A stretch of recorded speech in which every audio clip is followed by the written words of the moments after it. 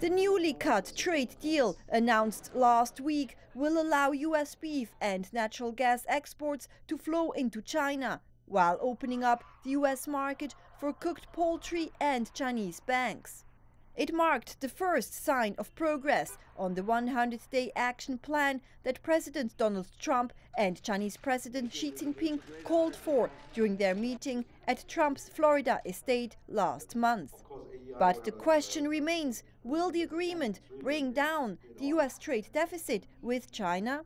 I think the deal struck between China and the US just last week will help to bring the deficit down, and then that's actually also opened the minds of business people in both countries. So people will think of new ways, creative ways, and innovative ways to address the imbalancing issues.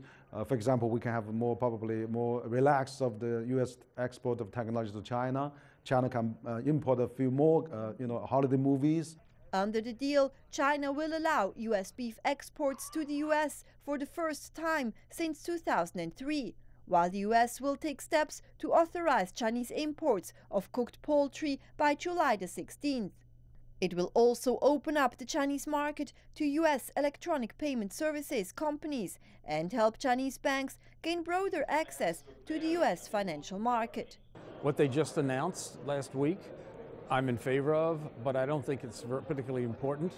I mean, beef and chickens, which is really what it's composed of, are not a major part of the future of China's economy or the United States economy.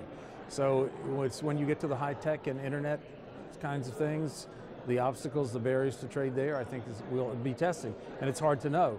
I mean, this is supposedly a 100-day deal. I think that's not going to be, I think it's going to go beyond that. But it was good to set us a deadline.